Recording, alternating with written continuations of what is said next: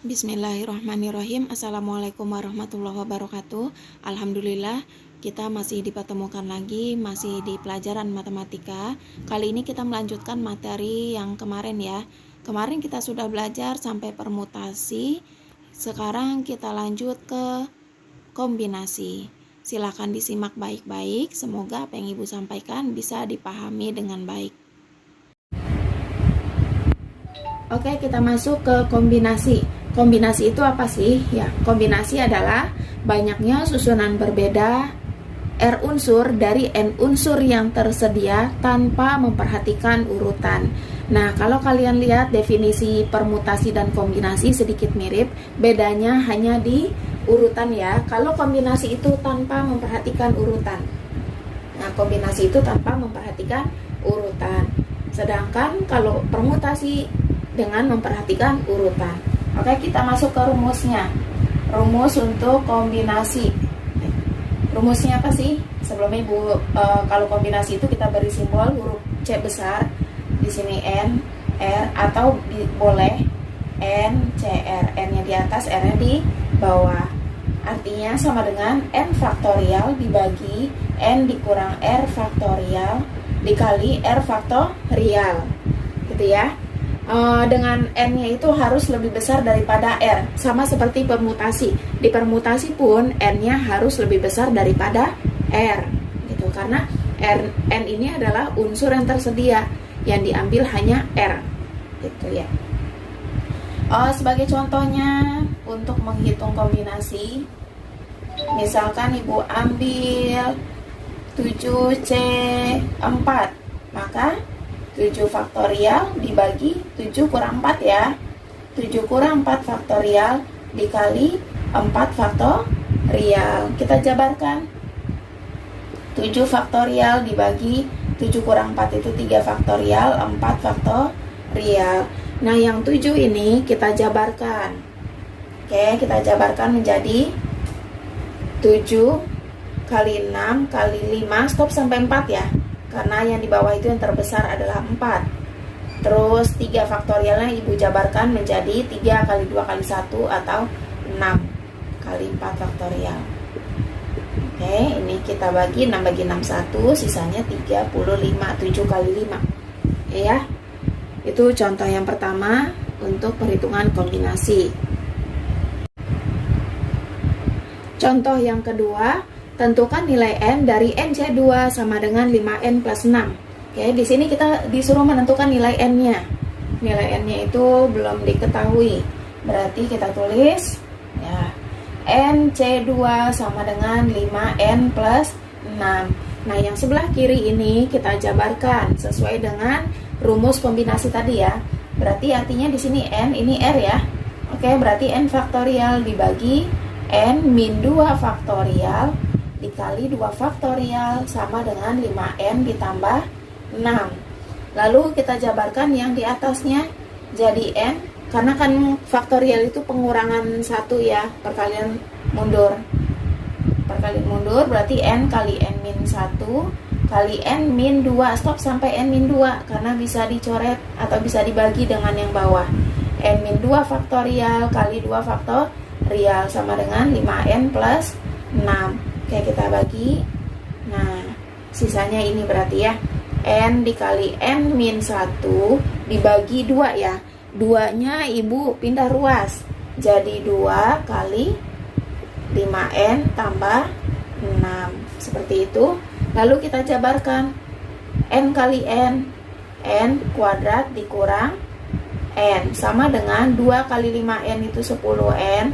2 kali 6 itu plus 12. Ya, lalu kita lanjut.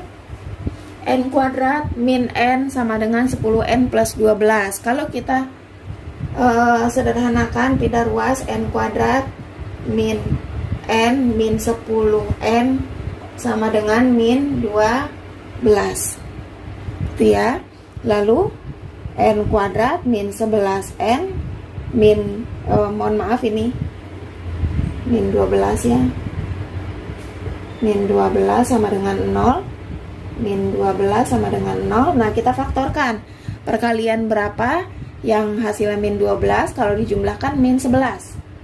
Ya, berapa? N plus N min, ya, N min 12, N plus 1 sama dengan 0. Maka N sama dengan 12, N sama dengan min 1. Oke, cocok ya. Berarti kita ambil yang N sama dengan 12, karena N itu menunjukkan jumlah objek, nggak mungkin jumlahnya negatif. Oke, dapat N-nya sama dengan 12. Oke, kita masuk contoh yang nomor 3. Contoh nomor 3 sampai dengan selesai kalian bisa lihat di screenshot yang ibu kirimkan di grup ya. Nah, contoh nomor 3 itu soalnya dari 4 orang akan dipilih 2 orang sebagai peserta lomba. Nah, di situ dari 4 orang dipilih berapa? Ya, 2 orang untuk peserta lomba. Sebelum kita menggunakan kombinasi, ibu ingin menjelaskan dulu bagaimana konsep atau kita kerjakan dengan cara manual dari soal tersebut ya. Dari 4 orang, anggaplah 4 orang itu ada A, B, C, D. Nah, dari 4 orang ini akan dipilih 2 orang ya, akan dipilih 2 orang. Maka kemungkinan yang bisa kita ambil yaitu apa aja? AB, ya AB, BA. Nah, AB, BA ini kita anggap satu ya, karena sama aja yang dipilih tuh orang-orang itu lagi gitu. AB atau BA sama aja. Berarti nggak usah ibu tulis karena terhitung satu, sama aja gitu ya. AB bisa jadi AB kemungkinan pertama, atau bisa jadi AC, AD, ini juga sama aja ya, AC, CA sama aja dalam kombinasi. Terus apalagi AB, AC, AD, lanjut ke BC, BD, apalagi ya C, D. Nah, atau dibalik sama aja karena pesertanya itu lagi. Maka total keseluruhannya ada 6. Ada 6 kemungkinan cara memilih 4 orang tersebut gitu ya. Sekarang kita kerjakan dengan kombinasi.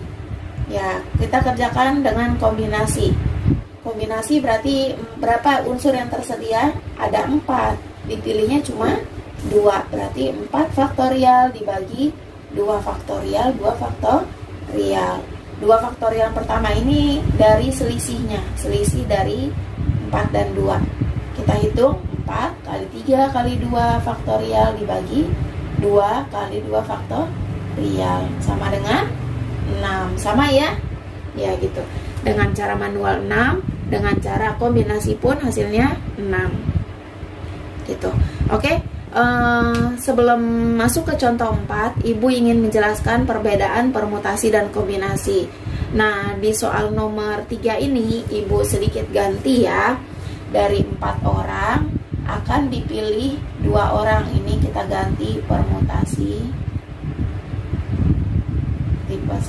Dari 4 orang akan dipilih 2 orang untuk menduduki jabatan ketua, wakil. Ketua dan wakil. Tentukan banyaknya susunan. Nah, kalau ini kenapa pakai permutasi? Karena mempengaruhi urutan. Ibu kerjakan dengan manual. Dari 4 orang diambil cuma 2. Anggaplah si A, B, C, D. Diambilnya cuma 2. Maka kemungkinan apa aja? Bisa jadi A, B, atau bisa jadi B, A. Nah, di permutasi ini AB dan BA itu beda. Maka dihitung 2. Kenapa beda?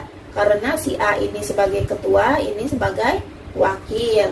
Atau ini B-nya sebagai, di sini B-nya sebagai ketua, A-nya wakil. Jadi beda jabatan gitu ya. Walaupun 2 orang yang sama tapi beda jabatan. Maka di sini menggunakan pakai permutasi. Gitu ya bedanya. Kalau ada jabatannya berarti 4P2. Silahkan kalian sederhanakan sendiri, atau ibu ini hasilnya 12 ya gitu. Nah, dari soal ini semoga kalian bisa membedakan kapan harus menggunakan kombinasi dan permutasi. Soal nomor 4, dari 10 siswa yang terdiri dari 6 pria dan 4 wanita akan dibentuk kelompok belajar yang beranggotakan 3 pria atau 2 wanita gitu ya. Berapa banyak cara membentuk kelompok belajar tersebut? Oke, yang diketahui dulu. Yang diketahui itu ada 10 siswa ya, 10 siswa, 6 pria dan 4-nya wanita. Tapi akan dipilih beranggotakan 3 pria ya, yang dipilih itu cuma 3 pria aja atau 2 wanita gitu ya. 3 pria atau 2 wanita. Oke, kita cari yang diminta ini atau ini. Berarti 3 pria atau berarti ditambah ya 2 wanita. Yang dipilih 3 pria, yang dipilihnya cuma 3 pria. Dari berapa pria yang tersedia? Ya, ada 6 pria ditambah 2 wanita. Dipilihnya hanya 2 wanita dari 4 wanita yang ada gitu ya.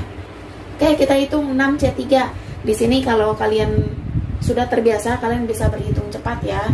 Jadi ibu nggak perlu jelaskan terlalu detail.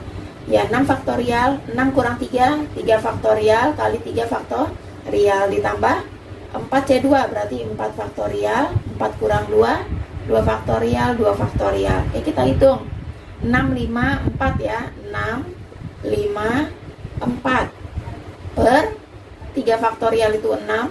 Nah, ini 3 faktorial ini udah kita hapus dengan kita bagi dengan yang atas ya.